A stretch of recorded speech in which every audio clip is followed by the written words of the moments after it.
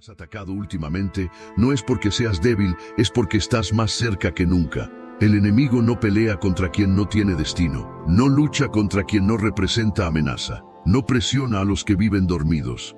El enemigo pelea contra los elegidos, contra los que despiertan, contra los que avanzan, contra los que están a un paso de ver lo que Dios prometió. Esta presión externa, estas batallas emocionales, estos ataques silenciosos no son señal de derrota. Son señal de que tu propósito está reclamando su lugar. Es como si el cielo estuviera empujando desde un lado y la oscuridad resistiendo desde el otro. Y tú, en medio de esa tensión, sientes cada impacto. Pero si tu espíritu está resistiendo hoy, es porque fue creado para vencer esta etapa. Por eso sigues aquí, por eso no te has rendido. No malinterpretes estos ataques. No los veas como una señal de que debes detenerte. Vélos como confirmación. Porque nadie ataca lo que no teme. Y si últimamente la batalla ha sido más intensa, es porque tu luz está creciendo, es porque tu espíritu está madurando, es porque tu propósito está cerca, muy cerca. Lo suficiente como para que el enemigo intente frenarte con todo lo que tiene, pero no podrá. Porque lo que Dios decidió para ti ya está escrito. Cuando estás tan cerca de tu propósito que casi puedes sentirlo, algo empieza a despertar dentro de ti. No es motivación, no es simple esperanza. Es una fuerza interna que aparece en los momentos más inesperados, como si Dios estuviera soplando vida dentro de tu espíritu, una voz silenciosa, un impulso que no sabes explicar, un coraje que nace justo cuando pensabas que ya no te quedaba nada. ¿Has sentido ese despertar en pequeños momentos, cuando estabas a punto de rendirte y de pronto algo dentro de ti dijo, no hoy? Cuando el cansancio te derrotaba y sin saber cómo, encontraste una chispa de energía. Cuando pensaste que estabas roto y apareció una calma que no venía de ti. Es Dios. Es Él fortaleciendo lo que tu propio corazón ya no podía sostener. Es Él levantando tu espíritu para que no abandones justo antes del milagro. En esta etapa, los elegidos experimentan un cambio interno que no pueden explicar con palabras. No es euforia, no es alegría pasajera, es convicción, esa certeza profunda de que, aunque todo se vea igual por fuera, algo está cambiando por dentro. Es como si tu alma empezara a reconocer el terreno del propósito antes de que tus ojos puedan verlo. Como si tu espíritu estuviera adelantándose a lo que viene. Este cambio interno te vuelve más perceptivo, más consciente, más despierto. Empiezas a identificar lo que antes confundías. Sabes distinguir entre lo que te construye y lo que te drena, entre lo que te impulsa y lo que te detiene.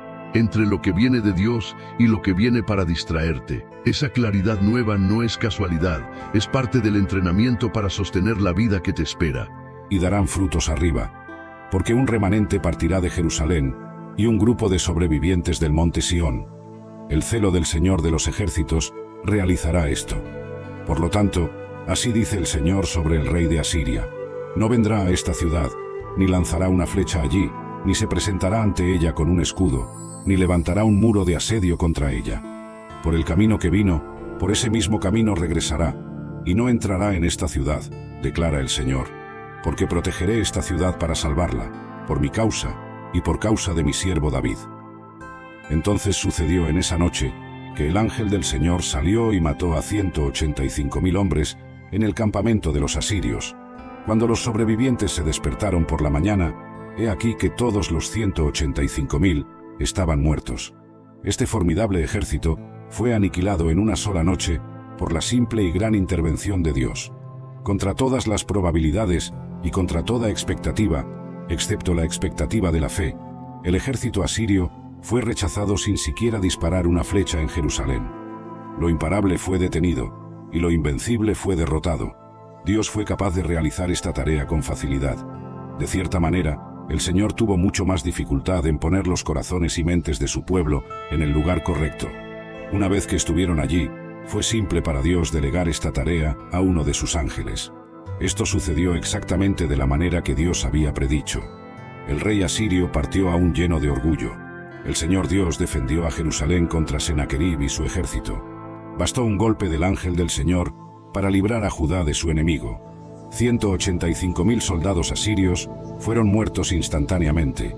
El Señor es bueno. El rey asirio, como Goliat, el filisteo que se burló del Señor, fue derrotado. Sennacherib, rey de Asiria, Partió y regresó a su hogar y vivió en Nínive. Después de esta retirada de Judá, Sennacherib encargó un registro. El registro habla de sus conquistas en Judá, a pesar del hecho de que no había conquistado. Muestra cómo el corazón de Sennacherib aún estaba lleno de orgullo, incluso si no podía reclamar la conquista de Jerusalén. Y sucedió que, mientras adoraba en la casa de su Dios, sus hijos Adramelech y Sarecer lo mataron con una espada, y Esar-Adón, su hijo, se convirtió en rey en su lugar. Dios destruyó este poderoso ejército en una noche con un simple y poderoso golpe. 185.000 murieron por la mano del ángel del Señor. Contra todas las probabilidades y contra toda expectativa, excepto la expectativa de la fe, el ejército asirio fue rechazado sin siquiera disparar una flecha en Jerusalén. Lo imparable fue detenido y lo invencible fue derrotado. Esto suena como una gran victoria. Sin embargo, había una guerra que tenía que enfrentar que aún no había compartido. No era un hombre que buscaba mi vida. Vemos a un joven que, a pesar de estar en un entorno pagano y hostil, decidió firmemente en su corazón no contaminarse con las prácticas babilónicas. En Daniel, capítulo 1, versículo 8, leemos: Y Daniel propuso en su corazón no contaminarse con la porción de la comida del rey, ni con el vino que él bebía. Esta firme decisión de guardar su corazón permitió que Daniel permaneciera fiel a Dios y hablara palabras de sabiduría y verdad en medio de un entorno corrupto. Guardando el corazón, también guardamos nuestras palabras. Esta verdad es profundamente enfatizada por Jesús en Mateo, capítulo 12, versículo 34. Porque de la abundancia del corazón habla la boca. Esta declaración nos revela una conexión íntima entre lo que nutrimos en nuestro interior y lo que expresamos en nuestras palabras. Si nuestro corazón está lleno de amor, paz y la palabra de Dios, nuestras palabras naturalmente reflejarán esos valores, convirtiéndose en instrumentos de edificación y vida. La condición de nuestro corazón es como una fuente que emana hacia nuestra habla. Si nuestro corazón está contaminado con amargura, envidia o resentimiento, es inevitable que nuestras palabras transmitan esas mismas emociones negativas. Palabras duras, críticas destructivas y conversaciones tóxicas son frecuentemente un reflejo de un corazón que necesita sanidad y restauración. Por otro lado, cuando permitimos que el amor de Dios, su paz y su verdad inunden nuestro corazón, nuestras palabras se convierten en ríos de agua viva, trayendo aliento, sanidad y esperanza a quienes nos escuchan. Guardar el corazón requiere una vigilancia constante. En Proverbios capítulo 4, versículo 23, somos advertidos: sobre toda cosa guardada, guarda tu corazón, porque de él mana la vida. Esto significa que debemos ser diligentes en proteger lo que permitimos entrar en nuestro corazón, los pensamientos que alimentamos, las influencias a las que nos exponemos y los sentimientos que cultivamos. A través de la oración, la meditación en la palabra de Dios y la búsqueda constante de su presencia, podemos mantener nuestro corazón puro y alineado con los valores divinos. La práctica diaria de guardar el corazón implica un examen constante de nuestras motivaciones y actitudes. Debemos preguntarnos a nosotros mismos: ¿qué está llenando mi corazón? ¿Estoy alimentando resentimiento o estoy permitiendo que la gracia de Dios me purifique? ¿Estoy guardando rencores o eligiendo perdonar y liberar el amor de Dios en mi vida? Estas preguntas nos ayudan a identificar áreas en las que necesitamos buscar más profundamente la transformación que solo el Espíritu Santo puede operar en nosotros. Además, guardar el corazón es un acto de sumisión. O lastimarte. El proceso de entrenamiento es lo que te prepara para el gran día. De la misma manera, la espera es el entrenamiento que nos prepara para las bendiciones que Dios tiene para nosotros. Si nos saltamos ese proceso, no estaremos listos para lo que viene. Una de las lecciones más importantes que podemos aprender en la vida es confiar en el proceso, incluso cuando no entendemos cada paso del camino. A veces nos frustramos porque queremos ver el destino final, pero lo que Dios nos pide es que confiemos en el trayecto, en ese viaje que muchas veces no es como lo imaginábamos. Pero aquí está la clave. El proceso es tan importante como el resultado. Nos pasamos la vida queriendo llegar a la meta, ese lugar donde pensamos que todo será perfecto. Sin embargo, la realidad es que cada paso que damos es parte de lo que nos transforma. En la espera, En los momentos de incertidumbre es donde Dios trabaja en nosotros. A veces estamos tan enfocados en el destino que nos olvidamos de lo que Dios está haciendo en el presente. Piensa en la historia de David antes de ser rey. Dios lo ungió cuando era apenas un joven pastor. Y sin embargo, pasó mucho tiempo antes de que llegara a ocupar el trono. Durante ese tiempo, David no estaba simplemente esperando, sino que estaba siendo preparado. Fue en esos años de espera donde enfrentó gigantes, donde aprendió a liderar, donde desarrolló el carácter que necesitaría como rey. Si David hubiera tomado un atajo, si hubiera intentado forzar las cosas para convertirse en rey antes de tiempo, no habría estado listo para el rol que Dios tenía para él. Es fácil querer que las cosas sucedan rápido, pero confiar en el proceso significa aceptar que Dios sabe mejor que nosotros lo que necesitamos en cada etapa de nuestra vida. Tal vez ahora no ves el propósito de tu situación actual, pero Dios lo ve. Él sabe que cada experiencia, cada desafío, te está preparando para lo que viene. Es como una obra de arte. Imagina que estás viendo a un pintor trabajando en un lienzo. Al principio, tal vez no ves lo que está pintando, solo manchas de color, líneas que no parecen tener sentido. Pero el artista tiene una visión en mente. Sabe exactamente lo que está haciendo y al final, cuando da los últimos retoques, te das cuenta de que todo tenía sentido. Así es con Dios. Él está pintando el cuadro de tu vida, y aunque a veces no entiendas por qué ciertas cosas están sucediendo, al final, cuando veas el resultado completo, te darás cuenta de que todo tenía un propósito. Confiar en el proceso no significa que no tendrás dudas o momentos de frustración. Es completamente normal sentirte impaciente o incluso desanimado cuando parece que no hay avances. Pero lo importante es que en esos momentos recuerdes que Dios está contigo en cada paso. Él no te ha dejado solo en el camino y cada día te está llevando más cerca de su propósito para ti. Y aquí es donde entra algo fundamental. Entre los dos jardines. En el Edén, Adán se escondió de Dios. En Getsemaní, Jesús se hizo completamente disponible para Dios. En el Edén, el diablo engañó a Adán y Eva llevándolos a un árbol que los llevó a la muerte espiritual. Pero, en Getsemaní, nuestro Señor Jesús comenzó ese viaje de amor, dolor y sacrificio, que terminó en la cruz, pero nos llevó a la vida eterna. Ahora, estos dos jardines son simbólicos de un estado de vivir para cada uno de nosotros. Todos tenemos elecciones, todos tenemos un cierto grado de control sobre cómo vivimos y qué hacemos todos los días. Y lo que estoy tratando de transmitir, o mejor dicho, lo que estoy tratando de demostrar, es que cuando se trata de tu vida espiritual, estás viviendo como Adán y Eva en el jardín del Edén, donde crees en las mentiras del enemigo, actúas basado en esas mentiras y desobedeces a Dios. Es un estado en el que alguien vive en pecado y se esconde de la presencia de Dios debido a su vergüenza. O estás viviendo como Jesús en el jardín de Getsemaní, viviendo de manera sacrificial, diciendo, tu voluntad, oh Dios, y no la mía. Un tipo de vida que está totalmente enfocada en Dios, donde puedes estar triste y perturbado a veces, pero aún así, eliges obedecer a Dios. Puedes estar abrumado, pero aún así, eliges obedecer a Dios. Y yo quiero animarte hoy, amigos, a ser como Cristo. Sepárate de los demás y busca el rostro del Señor en oración. Busca estar dispuesto y obediente. Dios está firmemente en control. Dios es omnisciente. Dios es todopoderoso. Isaías 45, 22 a 23 dice, Volveos a mí y sed salvos, todos los confines de la tierra, porque yo soy Dios y no hay otro. Por mí mismo he jurado, la verdad ha salido de mi boca, una palabra que no volverá. Ante mí se doblará toda rodilla, por mí jurará toda lengua. En los momentos en que estamos quietos delante de Dios, necesitamos darnos cuenta de cuán poderoso es Dios, cuán grandioso es Dios. La Biblia nos dice que no hay nadie y nada que pueda ser comparado con Dios. Necesitamos recordar eso, que nada y nadie es digno de competir por el primer lugar en tu corazón.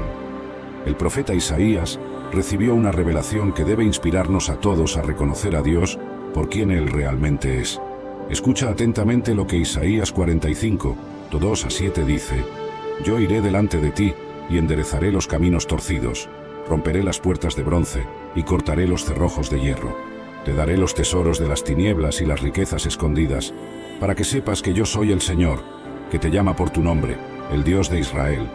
Por amor de Jacob, mi siervo, y de Israel, mi escogido, yo te llamé por tu nombre, te di un título de honor, aunque no me conocías. Yo soy el Señor, y no hay otro. Fuera de mí no hay Dios. Yo te fortaleceré, aunque no me conocías, para que se sepa desde el nacer hasta el poner de... Mostrar nada, solo avanzar. Pregúntese cada mañana, ¿qué puedo hacer hoy que me acerque un poco más a mi mejor versión? No a la perfección, no al éxito total, a su mejor versión. Puede ser una decisión, una conversación, un silencio elegido, una excusa que ya no se compra, cualquier cosa. Pero que sea consciente, que sea suya, que sea real, porque cuando elige una pequeña victoria diaria, algo dentro de usted se fortalece. Y cuando eso se fortalece, el fracaso ya no duele igual, porque deja de ser un fin y se convierte en un maestro.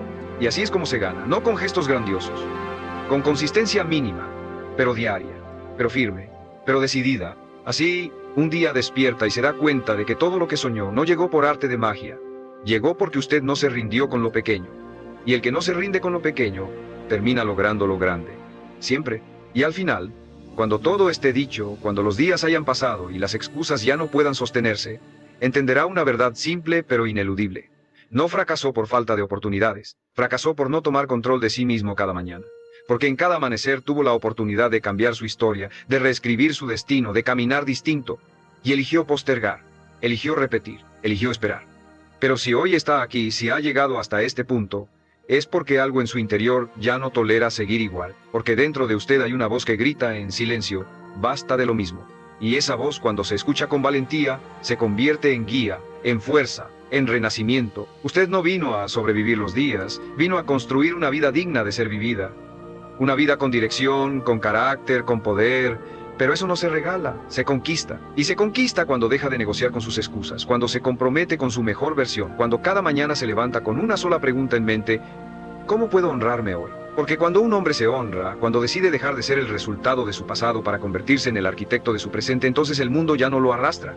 Él lo atraviesa, él lo domina, él lo transforma. Deje de esperar el momento perfecto, no va a llegar, no necesita más información, más motivación, más inspiración. Lo que necesita es disciplina emocional, compromiso interno, ritual matutino y una decisión brutalmente honesta. Hoy me hago cargo de mí mismo, porque ya no quiere volver a mirar atrás con arrepentimiento, porque ya no está dispuesto a ser un espectador pasivo de su propia historia, porque sabe en lo más profundo que está hecho para más, y ese más no se alcanza soñando, se alcanza actuando. Usted puede tener la vida que desea, puede recuperar la confianza, puede tener claridad, fuerza, éxito, plenitud, pero solo si comienza a actuar cada mañana como un hombre que ya no se traiciona, como un hombre que no necesita que nadie lo empuje, como un hombre que al abrir los ojos se dice: hoy no fallo, hoy me convierto en el que vine a ser. Y cuando esa frase deja de ser un deseo y se convierte en su ley, entonces ya no hay marcha atrás, porque ya no es el mismo, porque ya no se detiene, porque ahora por fin lo ha entendido. El hombre que transforma su mañana, transforma su vida entera. En cambio, eliges tus interacciones con cuidado. Valoras la profundidad sobre la cantidad. Prefieres estar solo en la verdad que rodeado de personas que no están alineadas con tu espíritu. Y por eso has dejado de buscar compañía desde un lugar de vacío. Ya eres completo, ya estás realizado. Y cualquier conexión que permitas en tu vida ahora debe sumar a tu energía, no drenarla. Esto no significa que te hayas aislado por completo, no significa que rechaces la conexión humana. De hecho, es todo lo contrario. Ahora aprecias la conexión a un nivel mucho más profundo, pero ya no dependes de ella. No necesitas una interacción social constante para sentirte completo. Has encontrado que tu propia compañía es suficiente y esto te brinda una paz inquebrantable. Ya no te sientes inquieto, ya no necesitas distracciones externas para llenar tu tiempo. Estás contento en tu propio espacio, con tus propios pensamientos, en tu propia energía. Disfrutas de tu propia presencia y eso, elegido, es algo raro y poderoso. Cuando llegas a este nivel, te mueves de manera diferente, irradias una confianza silenciosa, una energía que otros pueden sentir, pero que quizás no comprendan completamente. La gente nota tu calma, percibe tu paz, ven que no estás desesperado por atención, aprobación o pertenencia, porque ya perteneces a ti mismo. Y aquí está la verdad. La mayoría de las personas no pueden sentarse en soledad. No pueden estar solas consigo mismas, porque aún no han hecho las paces con su propia mente. Necesitan distracciones, necesitan ruido externo, pero tú has trascendido esa necesidad. Has encontrado un santuario dentro de ti mismo. Esta es la cuarta señal de que tu despertar espiritual está completo. Has abrazado la soledad y al hacerlo has encontrado la paz. Ya no huyes de ti mismo. Ya no buscas plenitud fuera de ti. Has descubierto el universo infinito dentro de ti y por eso ahora estás preparado para lo que viene. Estás listo para dar un paso aún más profundo en tu poder. Entonces, sigamos adelante. La siguiente señal revelará el verdadero impacto de tu despertar. Señal número 5. Naturalmente atraes a las personas que necesitan tu luz. Elegido, es posible que hayas notado que las personas se sienten atraídas hacia ti de una manera casi magnética. Extraños se abren contigo en busca de orientación sin saber por qué. Amigos y familiares recurren a ti por sabiduría, consuelo y verdad. Incluso aquellos que alguna vez dudaron sobre la muerte. Pedro caminó sobre las aguas a su comando. Juan lo vio alimentar a multitudes con unos pocos panes y peces. Todos lo vieron resucitar a muertos. Las profecías cumplidas. El cumplimiento de las profecías en Jesús es una de las evidencias más impresionantes de su divinidad. Cientos de años antes de su nacimiento, los profetas describieron detalles específicos sobre su vida, muerte y resurrección. En Isaías 7:14, tenemos la profecía del nacimiento virginal. Por tanto, el Señor mismo os dará señal. He aquí que la Virgen concebirá y dará a luz un hijo, y llamará su nombre Emmanuel, que significa Dios con nosotros. Miqueas 5:2 predijo el lugar exacto de su nacimiento. Pero tú, Belén Efrata, pequeña para estar entre las familias de Judá, de ti saldrá el que será Señor en Israel. Sus orígenes son desde tiempos antiguos, desde los días de la eternidad. Observa que esta profecía no solo indica el lugar del nacimiento, sino que también afirma su existencia eterna. El Salmo 22, escrito cerca de 1000 años antes de Cristo, describe con detalles impresionantes su crucifixión, incluyendo detalles que David, el autor, ni siquiera conocía en su época, como la perforación de sus manos y pies y el reparto de sus vestiduras. Isaías 53 presenta el retrato más completo del Mesías sufriente, describiendo su rechazo, su silencio ante las acusaciones, su muerte sustitutiva por los pecadores e incluso su sepultura con los ricos, todo cumplido literalmente en Jesús. Daniel 9, 24:6 proporciona una cronología precisa de la venida del Mesías, previendo incluso el tiempo en que él sería cortado, una referencia a su muerte. Esta profecía fue tan precisa que muchos rabinos antiguos prohibieron a sus seguidores calcular las 70 semanas de Daniel. Zacarías 9:9 predijo la entrada triunfal de Jesús en Jerusalén montado en un pollito. Zacarías 11:12-13 profetizó que él sería traicionado por 30 piezas de plata y que ese dinero sería usado para comprar el campo del alfarero, exactamente como ocurrió con Judas. El Salmo 16:10 profetizó su resurrección, porque no dejarás mi alma en el Seol, ni permitirás que tu santo vea corrupción. Pedro citó esta profecía el día de Pentecostés, mostrando cómo se cumplió en Jesús. Estas profecías no son vagas o genéricas, son específicas y detalladas. La probabilidad de que una sola persona cumpla todas ellas por casualidad es matemáticamente imposible. Forman un retrato inconfundible que solo podría aplicarse a Jesús, la eternidad del Hijo de Dios. El concepto de la eternidad de Jesús es uno de los misterios más profundos revelados en la Biblia. Económicos, los conflictos relacionales, las presiones laborales, las crisis inesperadas, pero ninguna de estas circunstancias tiene la última palabra en mi vida. La última palabra la tienes tú, que me aseguras que puedo atravesar cada valle oscuro con la certeza de que no estoy solo y no dependo únicamente de mis propias fuerzas. Me fortaleces no para evitar la batalla, sino para permanecer firme en medio de ella. Me das el poder no para escapar de las responsabilidades, sino para cumplirlas con excelencia y gozo. La fortaleza que me ofreces no elimina la montaña en mi camino, pero me capacita para escalarla paso a paso, con paciencia y perseverancia. Esta promesa me recuerda que el éxito en la vida cristiana no se mide por la ausencia de problemas, sino por la presencia de tu paz en medio de ellos. no depende de mis circunstancias externas, sino de mi conexión interna contigo. No se trata de lo que logre por mis propias fuerzas, sino de lo que permito que hagas a través de mi vida rendida a ti. Hoy renuevo mi convicción. Todo lo puedo en Cristo que me fortalece. Esta verdad no depende de cómo me sienta, de mis circunstancias o de mis capacidades naturales. Depende únicamente de tu fidelidad y tu poder obrando en mí. No es una convicción basada en un optimismo ingenuo, sino en la realidad histórica de tu fidelidad a lo largo de generaciones y en mi propia experiencia de tu cuidado constante. En los días difíciles que puedan venir, ayúdame a recordar esta verdad. Que sea el primer pensamiento cuando sienta que no puedo más, el recordatorio constante de que no estoy dependiendo de mis propias fuerzas, sino de las tuyas. Que la desesperación nunca tenga la última palabra en mi vida, sino que sea siempre superada por esta promesa de tu palabra. Cuando el camino se haga empinado y el cansancio me invada, recuérdame que puedo descansar en ti sin abandonar el camino.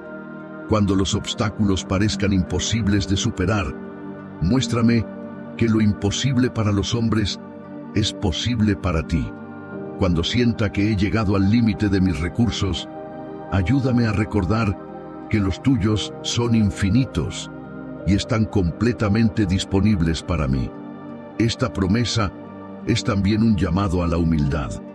Me recuerda que no soy autosuficiente, que necesito depender de ti momento a momento, que mi orgullo y autosuficiencia son las mayores barreras para experimentar tu poder en mi vida.